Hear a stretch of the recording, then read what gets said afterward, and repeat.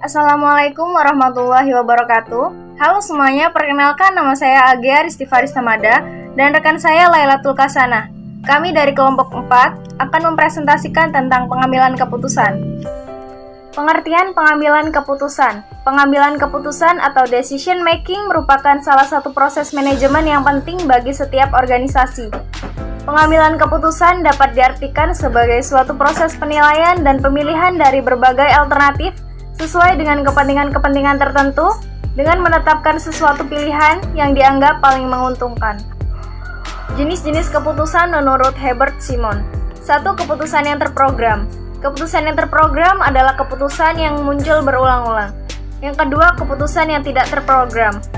Keputusan yang tidak terprogram adalah keputusan yang baru pertama kali muncul dan tidak tersusun. Pengambilan keputusan dan jenjang manajemen. Setiap permasalahan yang dihadapi oleh manajer memerlukan keputusan-keputusan penting. Oleh karena itu, pengambilan keputusan yang efektif harus disesuaikan dengan jenjang atau tingkatan dalam manajemen. Macam-macam tingkatan pada manajemen. Secara umum, tingkatan manajemen dalam organisasi itu ada 3. Yang pertama, manajemen puncak atau top manager. Yang kedua, manajer menengah atau middle manager.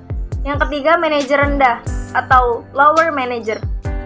Tahap-tahap dalam pengambilan keputusan. 1. Riset, mempelajari lingkungan yang memerlukan keputusan. 2. Perancangan, mendaftar, mengembangkan, dan menganalisis arah tindakan yang mungkin. 3. Pemilihan, menetapkan arah tindakan tertentu dari totalitas yang ada. Pilihan ditentukan dan dilaksanakan. Assalamualaikum warahmatullahi wabarakatuh. Saya Lailatul Kasana. Di sini akan melanjutkan pembahasan oleh teman rekan saya sebelumnya, yaitu tahap-tahap dalam pengambilan keputusan. Tahap-tahap dalam pengambilan keputusan itu ada kelanjutannya. Yang pertama yaitu identifikasi dan definisi masalah.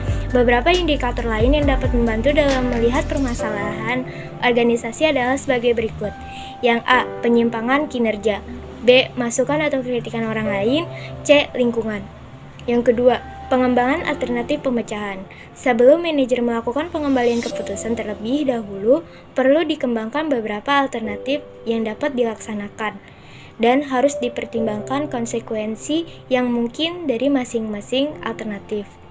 Yang ketiga, evaluasi alternatif pemecahan. Setelah alternatif dikembangkan, maka alternatif-alternatif tersebut harus dievaluasi dan dibandingkan. Sasaran dalam pengambilan keputusan adalah memilih alternatif yang akan memberikan hasil yang paling menguntungkan dan yang paling rendah kerugiannya. Yang keempat, memiliki alternatif. Tahap keempat merupakan tindakan terpenting, yaitu memiliki alternatif terbaik di antara alternatif-alternatif yang telah dinilai dan dievaluasi. Tujuan pemilihan alternatif adalah memecahkan masalah agar dapat mencapai tujuan dan sasaran yang telah ditentukan sebelumnya. Kelima, implementasi keputusan. Implementasi mencakup penyampaian keputusan itu kepada orang-orang yang terkait dan mendapatkan komitmen mereka pada keputusan tersebut. Yang keenam, evaluasi dan pengendalian. Tahap terakhir adalah motivator dan evaluasi. Tahap ini dilakukan untuk memastikan bahwa pelaksanaan keputusan yang diambil mengenai sasaran atau tujuan yang telah dicapai. Selanjutnya adalah daya pengembalian keputusan. Daya pengembalian keputusan ini terbagi menjadi 4, yaitu yang pertama, gaya direktif atau pengarahan. Gaya direktif memiliki toleransi yang rendah terhadap ambiguitas dan bersikap rasional dalam cara berpikir. Mereka itu efisiensi dan logis. Dan yang kedua adalah gaya analisis, yaitu pengambilan keputusan analisis yang paling baik. Dicirikan sebagai pengambilan keputusan analisis itu dengan kemampuan untuk beradaptasi atau menghadapi situasi yang khusus. Yang ketiga adalah gaya konseptual. Gaya konseptual itu cenderung amat luas dalam pandangan mereka dan akan banyak memiliki alternatif. Yang keempat yaitu gaya perilaku. Gaya perilaku bekerja sama dengan orang lain. Mereka menaruh perhatian terhadap prestasi dan anak buah. serta menerima saran dari orang lain. Selanjutnya yaitu model pengembalian keputusan. Model pengambilan keputusan itu terbagi menjadi dua, yaitu yang pertama model keputusan klasik. Model keputusan klasik atau classical decision model berpandangan bahwa manajer bertindak dalam kepastian. Yang kedua adalah model keputusan administratif. Berikutnya yaitu keputusan individu dan kelompok. Keputusan individu dan kelompok mempengaruhi faktor-faktor perilaku tersebut yang meliputi yang pertama, kepribadian. Keputusan dipengaruhi oleh banyak kekuatan psikologis, baik yang disadari ataupun tidak. Yang kedua yaitu nilai-nilai. Nilai-nilai adalah pedoman yang digunakan setiap orang ketika berhadapan dengan situasi di mana situasi keputusan harus dibuat.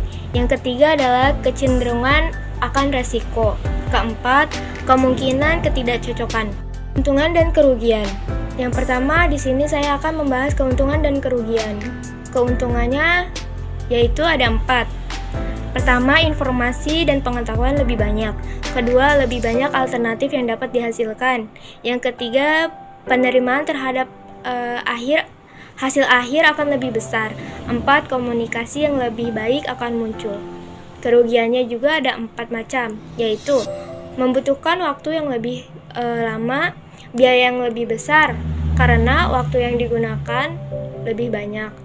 Yang ketiga, menimbulkan kompromistis. 3, satu atau beberapa orang barangkali akan mendominasi kelompok. Keempat, tekanan kelompok akan muncul dan membatasi kreativitas individual. Sekian materi yang saya sampaikan, kurang lebihnya mohon maaf. Wassalamualaikum warahmatullahi wabarakatuh.